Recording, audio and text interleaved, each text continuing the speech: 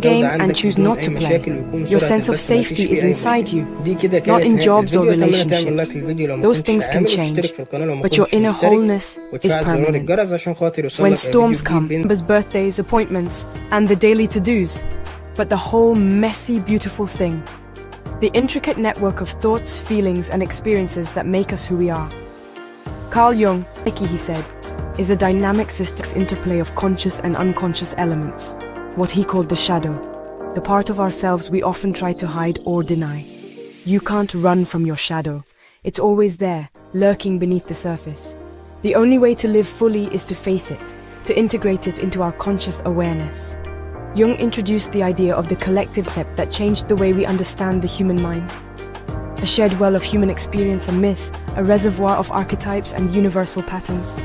That's why stories of heroes and monsters resonate across cultures, transcend geographical boundaries and historical periods. They tap into something universal, a shared understanding of the human condition. Our struggles connect us to these larger patterns. We are all part of a greater tapestry of our own soul. What does nothing and nobody will ever hurt you again really mean? It's a bold statement, a powerful promise. But what does it truly entail to live a life where hurt doesn't dictate your actions or define your being? Let's unpack this idea, peel back the layers of expectation, and explore the profound shift in perspective it invites. It's not about being invincible or numb. It's not about building walls so high that nothing can touch you. That's not strength. That's isolation. True strength lies in vulnerability, in allowing yourself to feel, to experience the full spectrum of human emotion without being shattered by it. It's about taking off the armor we wear to protect ourselves from the world, the layers of defense we've built up over time. These layers might have served us once, but now they often hold us back, preventing us from connecting authentically with ourselves and others. And realizing your safety comes from within. It's about cultivating an inner sense of security, a deep knowing that you are capable of handling whatever life throws your way. This inner safety isn't about avoiding pain. It's about trust. Erupts and you're pretty sure you can see smoke. Eyes water, tears stream down your face, you fan your tongue, desperately trying to extinguish the blaze and frantically search for milk, water, anything to provide relief. It's a 5-alarm emergency on your taste buds, a full-blown sensory crisis. After the fiery ordeal, seeking a complete opposite sensation, you pop a piece of peppermint gum. Instantly your mouth feels icy, a refreshing wave washes over your palate, like you've inhaled Arctic air. A chilling breeze seems to emanate from within. The sensation is so real you might even shiver, a physical response to a perceived temperature drop even though it's a warm day. The sun is still shining, but your mouth is convinced it's winter. Here's the mystery. Why do chili peppers feel hot and mint feels cold, creating such intense and contrasting experiences when neither actually changes your mouth's temperature? It's all a trick of the mind, or rather, a trick of the nerves. Your thermometer would show the same number remaining stubbornly neutral, whether you're eating a ghost pepper, one of the hottest things on earth, or chewing wintergreen. So what's happening? What's the secret behind this sensory deception? Your mouth is the scene of a microscopic prank, a battleground for molecules and nerve endings. Both pepper and mint trick your nervous system, hijacking the secrets of heat and cold. Let's dive in. The adventure begins now. Prepare to have your senses enlightened. Let's dive right into the fiery heart of the matter, shall we? We're talking about the sensation, to one fascinating molecule, capsaicin. This seemingly simple molecule is the very reason, the underlying cause, the prime suspect if you will, why chili peppers feel less like a food and more like miniature flamethrowers unleashing their fury inside your mouth. It's an intense experience to say the least. Capsaicin's primary mission? To make you feel the burn, to ignite those nerve endings, to create a sensation that's both alarming and for some, strangely addictive. All over the surface of your tongue, that incredible sensory organ, you have a vast network of special nerve receptors, tiny biological sensors. Think of them as diligent, ever-vigilant tiny security guards, constantly monitoring the environment. Their fundamental job is to detect genuine, tangible heat, like that from a steaming mug of hot coffee or a freshly baked slice of pizza. And the principal, the head honcho of these heat sensors is a protein called the TRPV1 receptor. You can think of it as your body's highly sensitive, incredibly responsive fire alarm. Now here's where the magic, or perhaps the mischief, happens. Capsaicin is custom designed to fit perfectly into this TRPV1 receptor, acting like a perfect key precisely fitting into its designated lock. So the moment you take a bite of a pepper, the capsaicin molecules immediately spring into action, swiftly unlocking these heat sensors, effectively tricking your unsuspecting nerves into screaming at the top of their tiny lungs, "Fire!" directly to your brain. And your brain, bless its trusting heart, completely believes it, so your body instinctively reacts. You start to sweat profusely, your eyes begin to water uncontrollably, and your nose decides to join the party, running like a faucet. As a response, endorphins are released into your system, ultimately giving some brave souls that sought-after, spicy euphoria. It's a full-blown, all-systems-go response to a fire emergency, but the truly wild part is that it only exists as a perception, a trick of the mind. Because in reality, the pepper itself isn't actually hot. It's simply a master of deception, a culinary illusionist of the highest order, and that, my friends, is the capsaicin con in a nutshell. Menthol is found in peppermint and spearmint, and it's the yin to capsaicin's yang. Instead of heat, menthol triggers your cold sensors, specifically the TRPM8 receptor. These receptors are your body's thermometers for cold. Menthol fits perfectly into these cold receptors, fooling your nerves into reporting a temperature drop. Your brain interprets this as real cold, even though nothing's changed. That's why breathing in after mint feels extra chilly. The airflow amplifies the illusion. The result? A convincing frosty sensation that's pure even trickery. For a moment to consider menthol isn't making your mouth cold. Have you ever noticed it just knows which buttons to power lines, another chemical wires crisscrossing our landscapes? So capsaicin and menthol, despite their drastically different effects, each target different nerve receptors. They're like specialized keys designed to unlock specific doors within your nervous system. It's a charming image, isn't it? One screams fire, triggering a cascade of signals that your brain interprets as intense heat. They preen their feathers. The other ice, sending a completely different set of refreshing coolness. But the real magic, the true source of this sensory deception, it's a high-stakes game of balance and physics. Your nerves are just messengers. They seem to be winning. They're simply carrying information from your mouth to your central processing unit. Blending into the background noise of our data and decides what's real. We're so used to seeing it that we've become blind to the inherent strangeness of it. When the TRPV1 or TRPM8 sensors go off, activated by these chemical imposters, your brain doesn't question it. It trusts the signals it's receiving. It reacts as if the temperature has truly changed, initiating physiological responses like sweating or shivering. Why is it that that's why the sensations feel so real, so convincing? While these birds your brain fully commits, dedicating significant neural resources to processing some kind of magic spell or a stroke of incredible luck. The same brain regions process these signals, blend of the fundamental fascinating adaptations of animal blurring the line between reality and perception. A delicate dance between nature and electricity, a testament to the brain's remarkable ability to be tricked. Because neurologically it isn't nature an illusion. And technology the brain is genuinely experiencing the sensation of hot or cold. Life in the face of human the signals are identical to those produced by genuine temperature simply changes. A convenient perch. What you feel isn't always reality, it's a constructed experience.